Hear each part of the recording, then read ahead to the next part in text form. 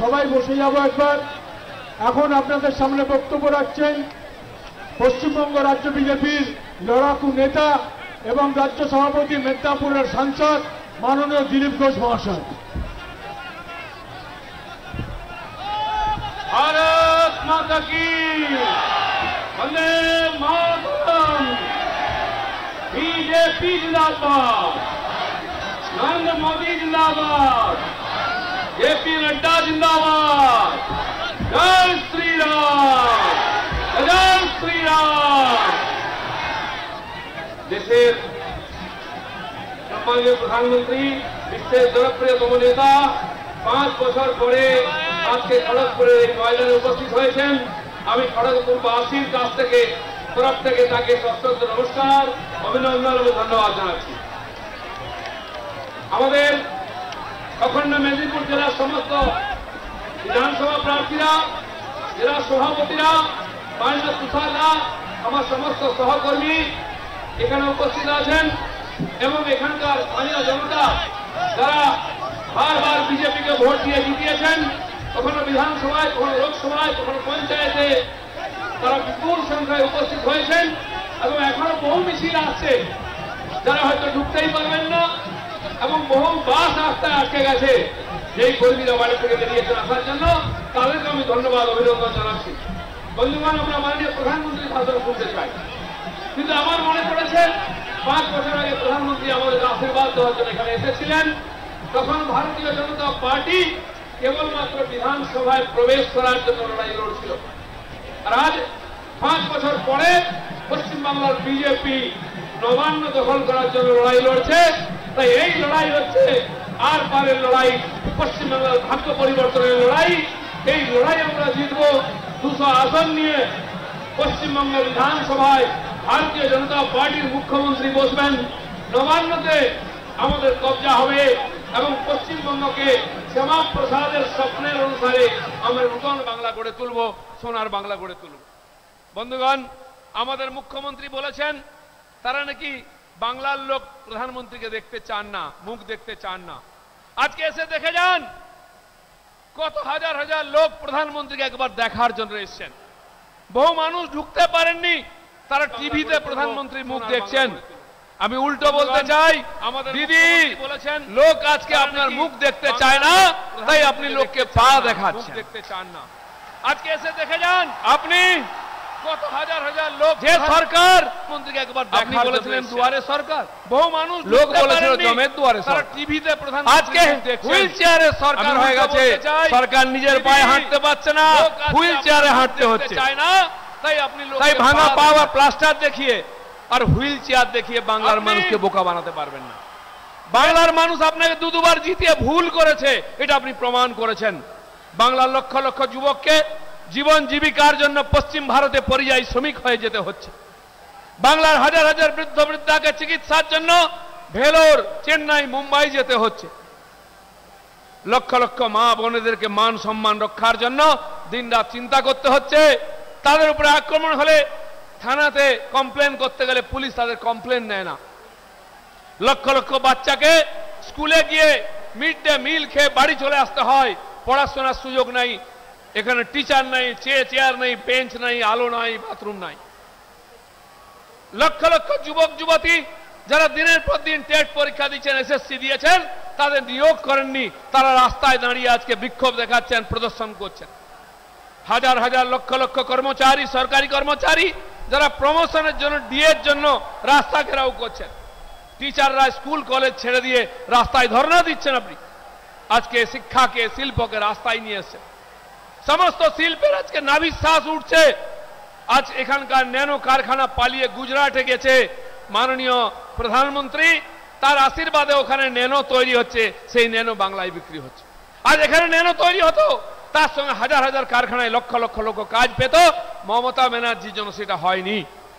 আর যে নন্দীগ্রাম আপনাকে রাস্তা দেখিয়েছিল বাংলার পরিবর্তনে, সে নন্দীগ্রামের যিনি নায়ক শুভেন্দু অধিকারী লড়াই করছেন, আপনাকে কলকাতা ছেড়ে সেই নন্দীগ্রামে আসতে হয়েছে জেতার জন্য। নন্দীগ্রামের মানুষ আপনাকে নবান্নের রাস্তা দেখিয়েছিল, এবারে নন্দীগ্রামের মানুষ আপনাকে কালীঘাটের রাস্তা দেখাবে। রিটায়ার্ড হয়ে গিয়ে আপনাকে কালীঘাটের সময় কাটাতে হবে। বন্ধুগণ, যে খুন আর হিংসার রাজনীতি পশ্চিমবাংলায় চলেছিল এখনো জায়গায় জায়গায় চলছে।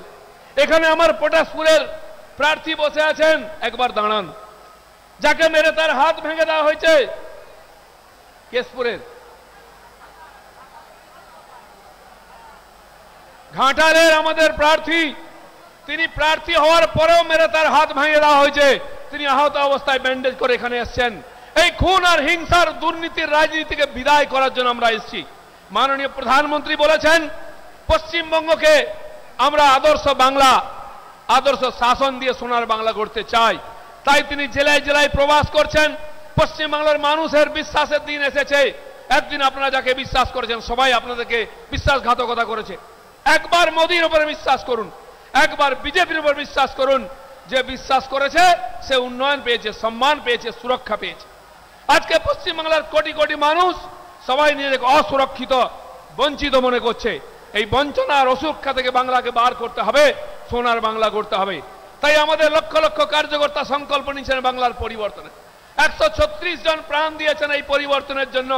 তাদের আত্মাকে সান্ত্বনা দিতে, শান্তি দিতে, তাদের পরিবারের লোকেদের ন্যায় দিতে আমাদের বাংলায় পরিবর্তন করতে হবে। দরকারে আরো 136 জন আমরা প্রাণ দিতে প্রস্তুত আছি। কিন্তু বাংলার রাজনৈতিক পরিবর্তনের মাধ্যমে সামাজিক পরিবর্তন করার জন্য আমরা লড়াই করছি। আসুন, বহু বছরের পরিশ্রমের ফলে, লড়াইয়ের ফলে আমাদের প্রতিষ্ঠাতা শ্যামাপ্রসাদ অখণ্ড ভারতের জন্য বলিদান দিয়েছিলেন। সেই বলিদানী পরম্পরা এখনো চলেছে। লক্ষ লক্ষ যুবক বাড়ি ঘর ছেড়ে দিন রাত কাজ করছেন। 29,000 কেস আমরা লড়ছি। কয়েক হাজার কর্মী মিথ্যা কেসে জেলে আছেন, কয়েক হাজার কর্মী পুলিশের ভয়ে বাড়ির বাইরে আছেন। তাদের এই পরিশ্রম ত্যাগকে সম্মান দিয়ে পরিশ্রম করে আমাদের এখানে পদ্ম ফুটাতে হবে। 5 বছর আগে খড়গপুরের মানুষ আমাকে এখানে এমএলএ নির্বাচিত করেছিলেন, তাদের কাছে আমি কৃতজ্ঞ। আমি 2019 সালে আবার এখানে এমপি হিসাবে লড়তে আসি। আপনারা আমাকে আশীর্বাদ করে দিল্লি পাঠিয়েছেন।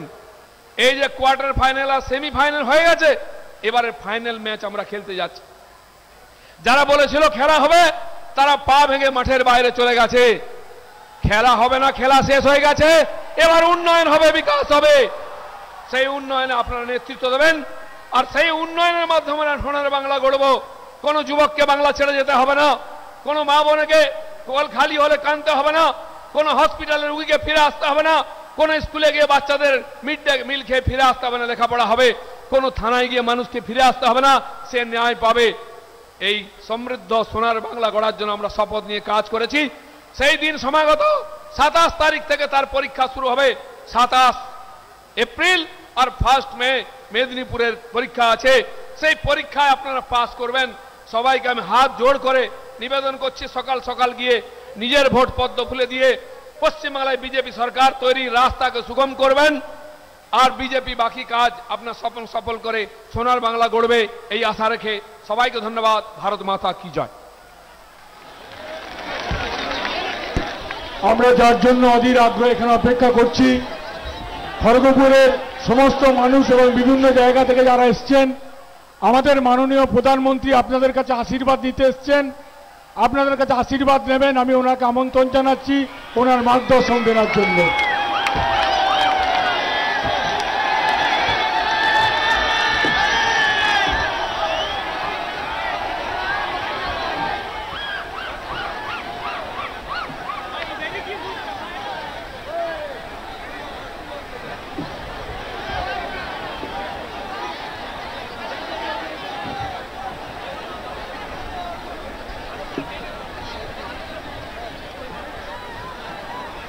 भारत माता की, भारत माता की, भारत माता की। नमस्कार। आपनारा केमन आছেন? जय जोहार, जय गोराम, बीधीरी, खड़गेश्वर महादेव, जाडेश्वर महादेव, मां सर्वमंगला, मां महिषासुर मर्दिनी, ऐसे अनेक तीर्थ क्षेत्रों की इस धरती, मैं उस धरती और धरती के लोगों को प्रणाम करता हूं। इस धरती ने राष्ट्र सेवा में शहीद खुदीराम बोस, क्रांतिकारी हेमचंद्र कानूनगो, वीरेंद्रनाथ शासमल, निर्मल जीवन घोष, ऐसे अनगिनत क्रांतिकारी दिए। यहां के संथाल आंदोलन ने भारत की आजादी में बहुत अहम भूमिका निभाई है। ये धरती भारत मां के महान सपूत ईश्वर चंद्र विद्यासागर जी की भूमि है। इस भूमि को मां शारदा देवी, रानी रासमोनी, देवी चौधरानी जैसी अनगिनत विभूतियों ने धन्य किया है। कादम्बिनी गांगुली और चंद्रमुखी बासु ने यहां की विलक्षण प्रतिभा का प्रकाश बिखेरा है। इसी क्षेत्र में देश की आजादी के लिए शहीद हुई माता स्वरूपा मातंगिनी हाजरा ने नारी शक्ति का सबसे बड़ा आदर्श प्रस्तुत किया है। मैं इस धरती का वंदन करता हूं। ये मेरा सौभाग्य है कि आज इतनी बड़ी संख्या में आप सभी बीजेपी को आशीर्वाद देने आए हैं। आपका ये उत्साह साफ साफ कह रहा है, बंगाल में इस बार बीजेपी सरकार, बंगाल में इस बार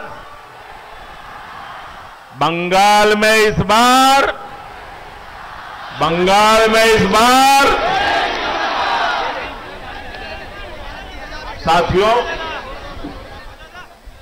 ये मैं क्यों कह रहा हूं कि इस बार बीजेपी सरकार? बंगाल के उज्जवल भविष्य के लिए इस धरती पर हमारे 130 के करीब कार्यकर्ताओं ने अपना जीवन न्योछावर कर दिया ताकि बंगाल आबाद रहे। मैं ये क्यों कह रहा हूं? मुझे गर्व है मेरी पार्टी के पास दिलीप घोष जैसे अध्यक्ष है।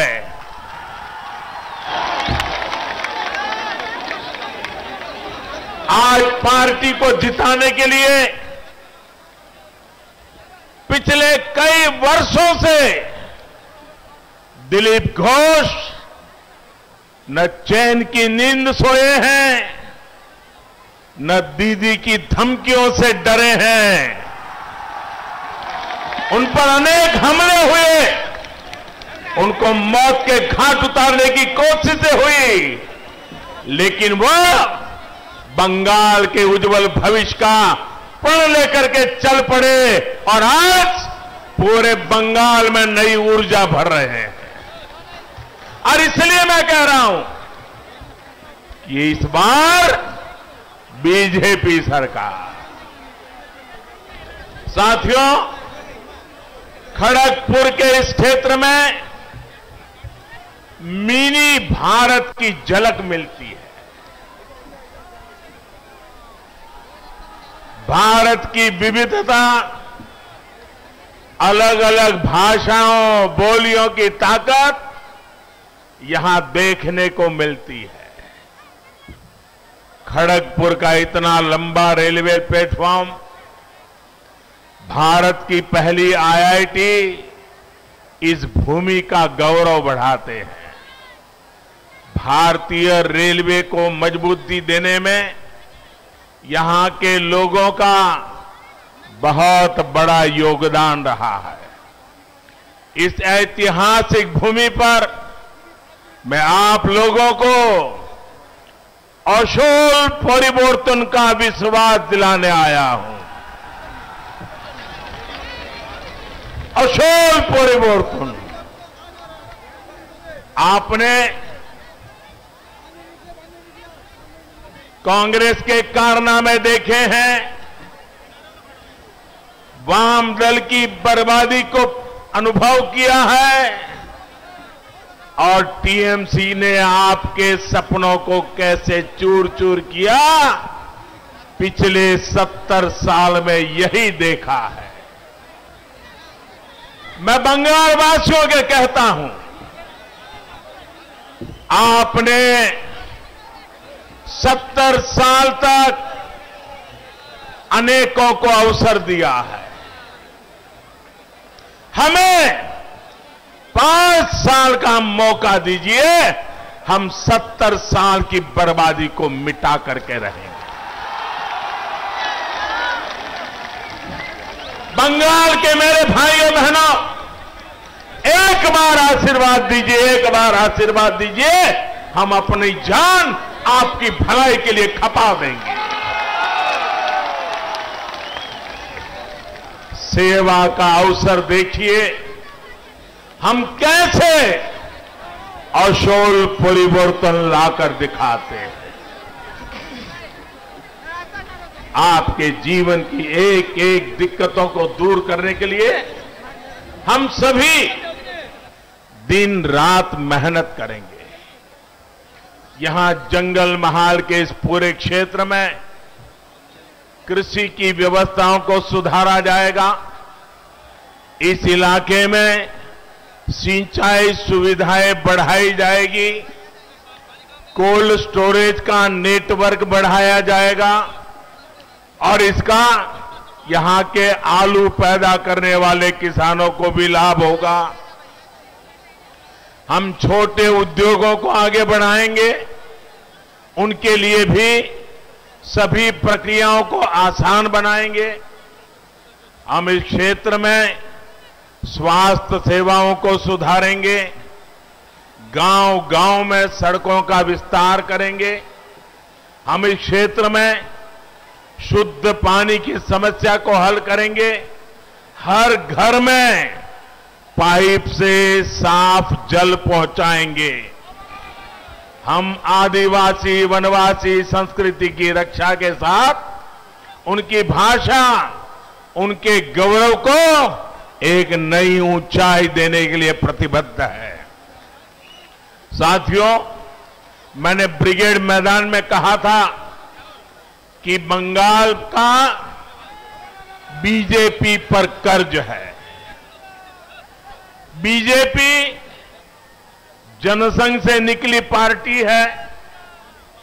जनसंघ के जन्मदाता नाम की, जनसंघ जन्मदाता जन्मदाता नाम की, जनसंघ जन्मदाता नाम होच्छे श्यामा प्रसाद मुखर्जी।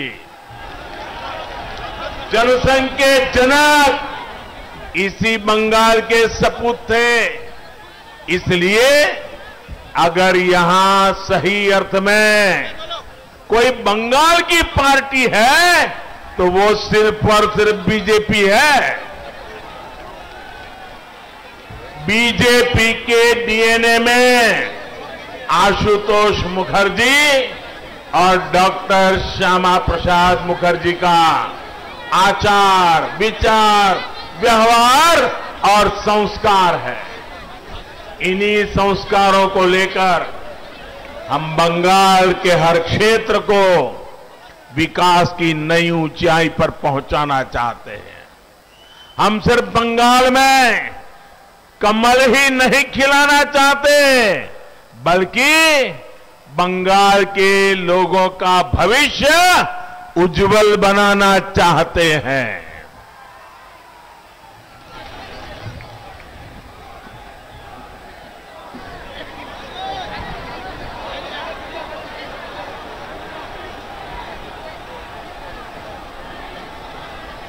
साथियों, जहां जहां राज्यों में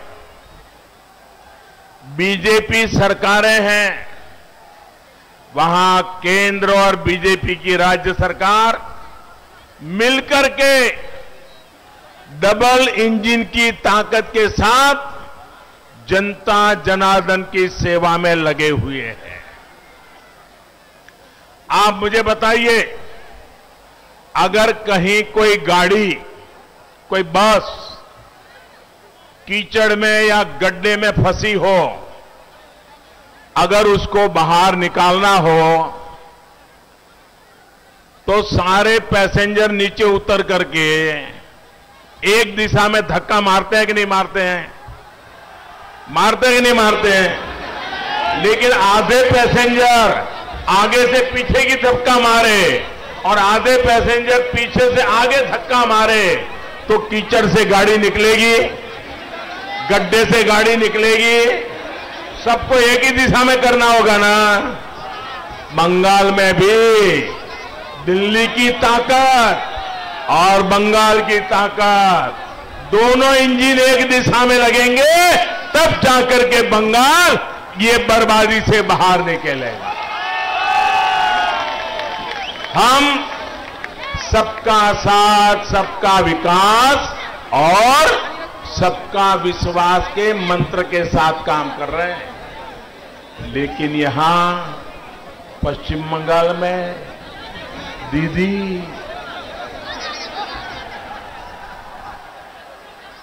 ये दीदी विकास की हर योजना के सामने दीवार बनकर के खड़ी हो गई है।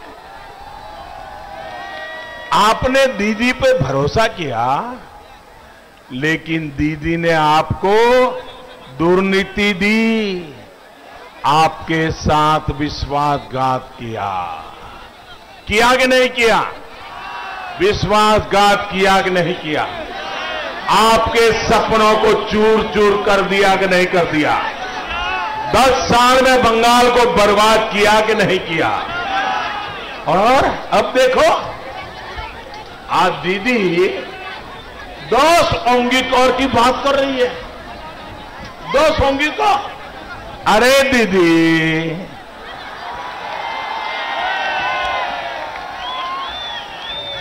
बंगाल के लोगों ने आपको 10 साल सेवा का अवसर दिया था, लेकिन आपने उन्हें लूट मार से भरे 10 साल दिए। आपने उन्हें 10 साल का भ्रष्टाचार दिया। आपने उन्हें 10 साल का कुशासन दिया। साथियों, आप मुझे बताइए, यहां केंदू पत्ता बेचने के लिए भी कट मनी देना पड़ता है या नहीं देना पड़ता है? कट मनी देना पड़ता है कि नहीं देना पड़ता है? आदिवासियों को भी देना पड़ता है कि नहीं देना पड़ता है? गरीब को भी देना पड़ता है कि नहीं देना पड़ता है? मजदूर को भी देना पड़ता है कि नहीं पड़ता है? बंगाल में ये कटमनी का सिस्टम बंद होना चाहिए कि नहीं होना चाहिए? ये बर्बादी जानी चाहिए कि नहीं जानी चाहिए? साथियों, आप में से कुछ लोगों को शायद पता होगा, कल रात को 50-55 मिनट के लिए व्हाट्सएप डाउन हो गया, फेसबुक डाउन हो गया, इंस्टाग्राम डाउन हो गया। लोग अधीर हो गए, चिंता में पड़ गए, सबके मन में सवाल खड़े हो गए। 50-55 मिनट के लिए हुआ था, लेकिन सबको हो रहा था क्या हो गया। लेकिन भाइयों बहनों, दुनिया में तो 50-55 मिनट ये सोशल मीडिया की कुछ चीजें डाउन हो गई। यहां बंगाल में तो 50-55 साल से विकास ही डाउन हो गया है, विश्वास ही डाउन हो गया है, सपने ही डाउन हो गए हैं, संकल्प भी डाउन हो गए हैं। मैं आपकी अधीरता समझ सकता हूं। भाई और बहनों, पहले कांग्रेस, फिर लेफ्ट और अब टीएमसी ने बंगाल के विकास को अवरुद्ध करके रखा है। दीदी का भी ट्रैक रिकॉर्ड दलित, आदिवासी, पिछड़ों का हक छीनना, दलितों का हक छीन लेना, आदिवासियों का हक छीन लेना, पिछड़ों का हक छीन लेना, गरीबों का हक छीन लेना और वोट बैंक की राजनीति के लिए तुष्टीकरण करते रहना, यही इनका खेल चला है। दीदी ने बंगाल के युवाओं के, यहां की युवा पीढ़ी के बहुत कीमती 10 साल छीन लिए हैं। दीदीर पार्टी होच्छे निर्ममतार पाठशाला। दीदीर पाठशालाते सिलेबस होच्छे तोलाबाजी।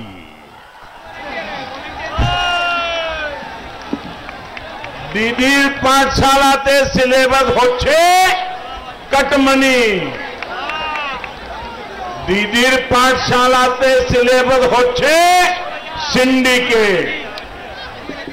दीदीर पाठशालात उत्पीड़ने ट्रेनिंग देवा होय, आराजों को तो ट्रेनिंग देवा होय।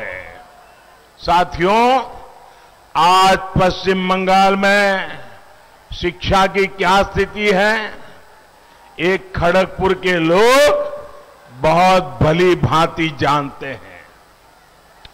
शिक्षक भर्ती के नाम पर यहां का युवा कोर्ट कचहरी के चक्कर लगाने के लिए मजबूर है। भर्तियों के लिए जो बोर्ड, जो कमीशन बनाए गए, उन्हें भी टीएमसी काडर के हवाले कर दिया गया है। बहनों और भाइयों, शिक्षा को लेकर दीदी और उनकी पार्टी की सोच का एक और उदाहरण आज मैं आपको देता हूं।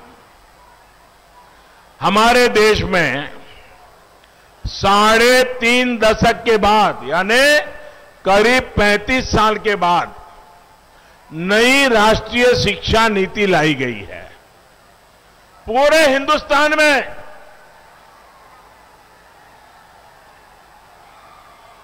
हिंदुस्तान में ये नई शिक्षा, राष्ट्रीय शिक्षा नीति की तारीफ हो रही है और इसका मकसद है 21वीं सदी की जरूरतों के अनुसार शिक्षा में बदलाव हो।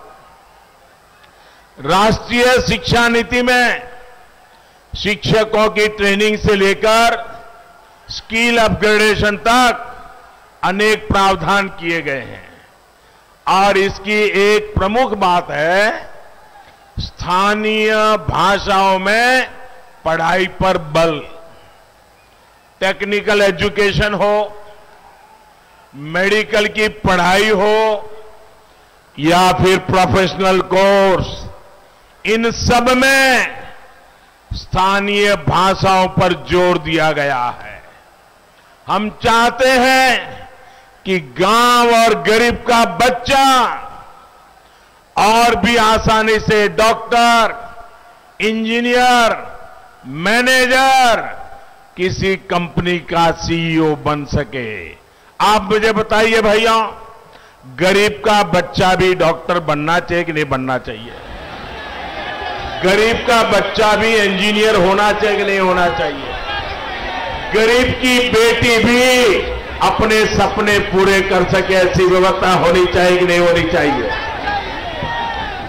लेकिन भाषा के कारण उसके सपने चूर चूर हो जाते हैं। हमने कहा है गरीब का बच्चा भी डॉक्टर बन सके, इसलिए उसकी भाषा में हम पढ़ाएंगे और उसको डॉक्टर बनाएंगे।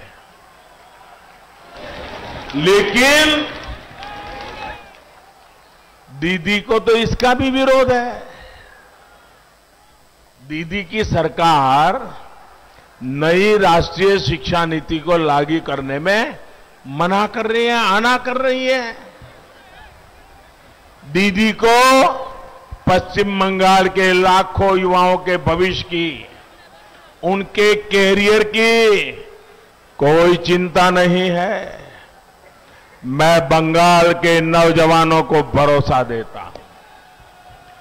मैं बंगाल की माताओं बहनों को भरोसा देता हूं। मैं बंगाल के दलितों को, बंगाल के आदिवासियों को, बंगाल के पिछड़े लोगों को, बंगाल के गरीब लोगों को आश्वासन देना चाहता हूं। अब दीदी को बंगाल के युवाओं के भविष्य के साथ नहीं खेलने दिया जाएगा। वो कहती रहे खेला होवे,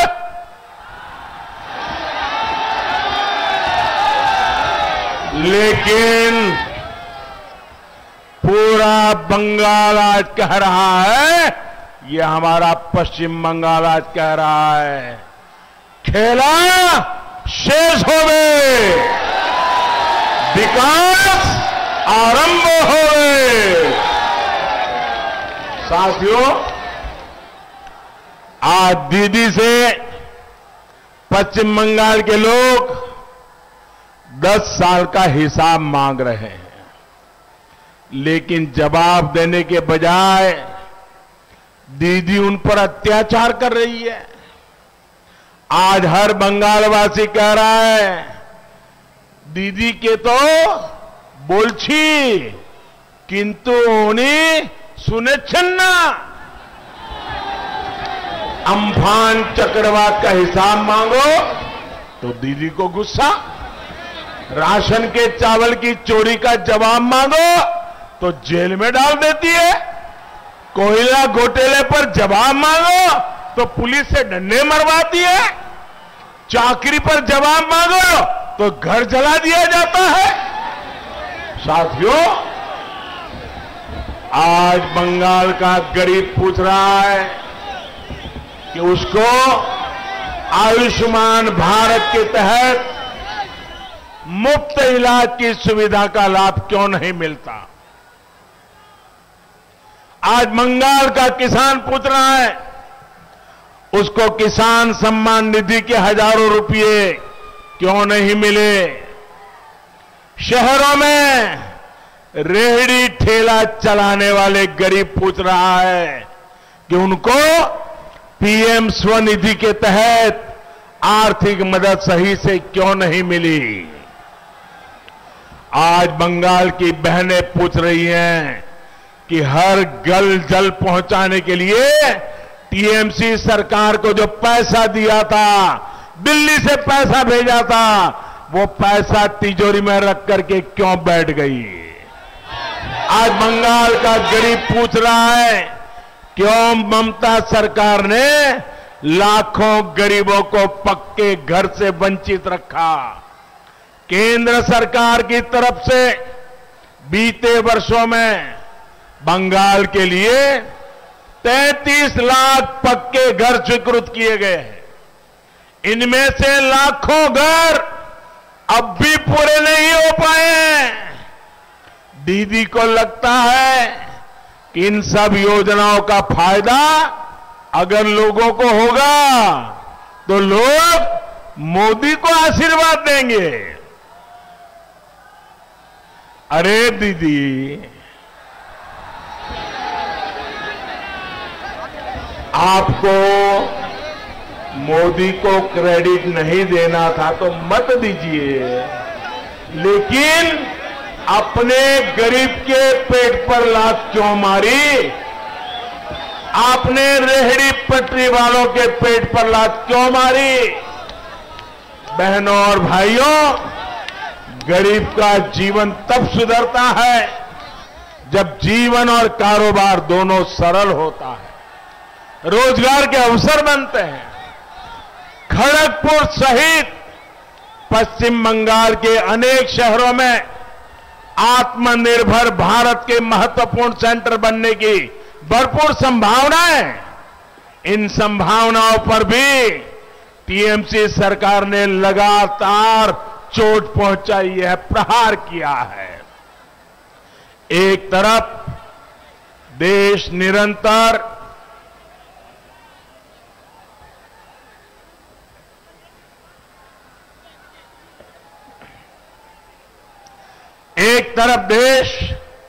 निरंतर सिंगल विंडो सिस्टम की तरफ बढ़ रहा है। सरकार के अंदर सिंगल विंडो सिस्टम इसलिए ताकि कारोबारी को, उद्यमी को यहां वहां भटकना न पड़े। लेकिन पश्चिम बंगाल में एक अलग तरह का ही सिंगल विंडो सिस्टम बना दिया गया है।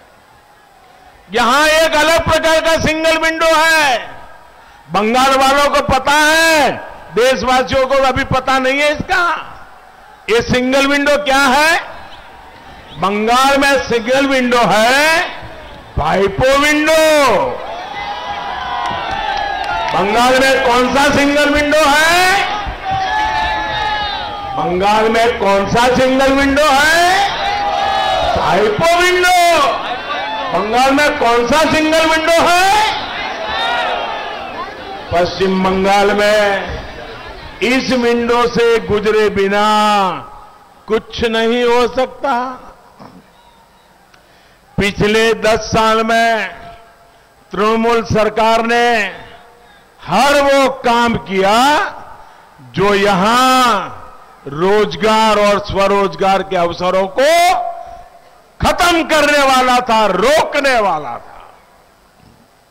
तृणमूल के वसूली गिरोहों, सिंडिकेट के कारण अनेक पुराने उद्योग बंद हो गए। यहां सिर्फ एक ही उद्योग चलने दिया गया है। कौन सा उद्योग? माफिया उद्योग। कौन सा उद्योग? कौन सा उद्योग? माफिया उद्योग।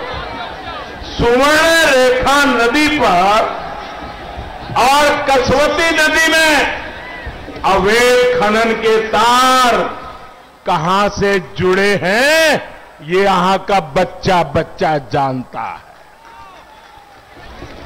बंगाल में बीजेपी सरकार आने के बाद इन सभी पर सख्त कार्रवाई होगी, कानून का राज स्थापित किया जाएगा। साथियों, बाबा साहब आंबेडकर के बनाए संविधान ने प्रत्येक भारतीय को वोट की आजादी दी है। बाबा साहब आंबेडकर ने हम सभी देशवासियों को यह अनमोल ताकत दी है। लेकिन बंगाल में ममता दीदी वोट करने की आपकी ताकत को छीनती रही है, लूटती रही है। 2018 में पंचायत चुनाव में जिस तरह दीदी ने आपके अधिकारों को कुचला, वो दुनिया ने देखा है।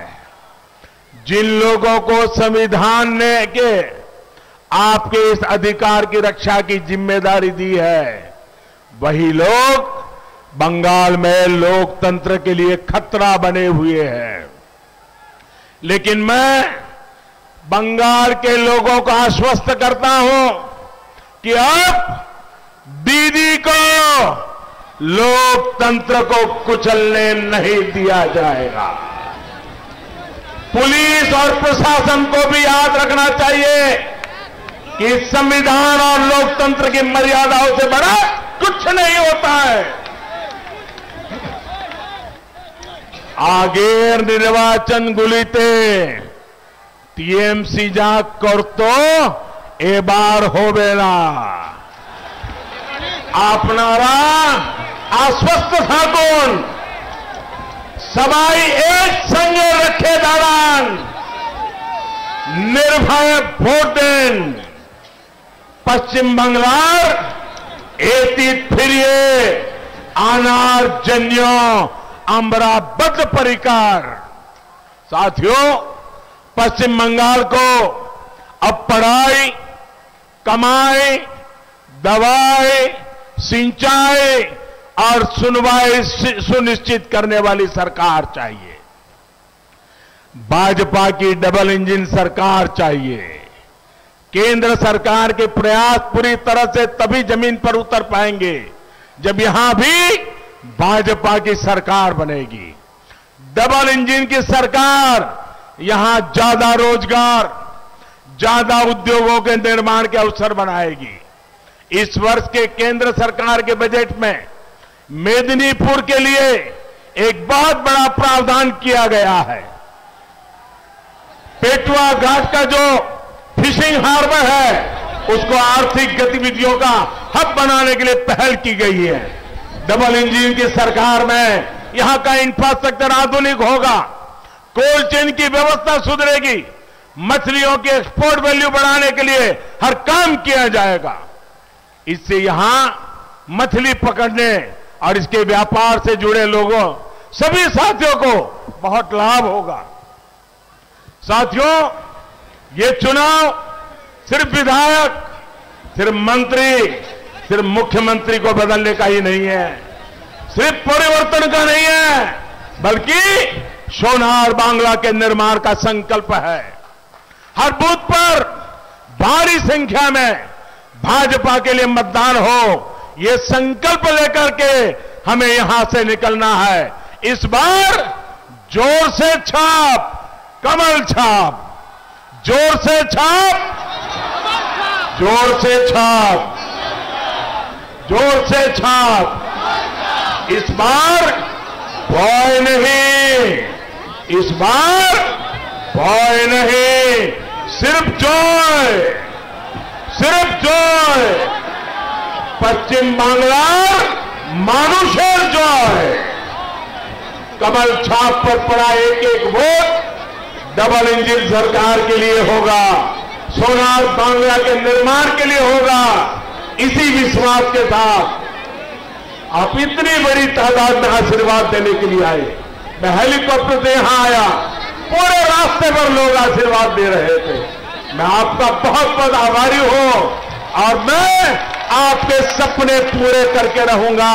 मेरे साथ बोलिए भारत माता की।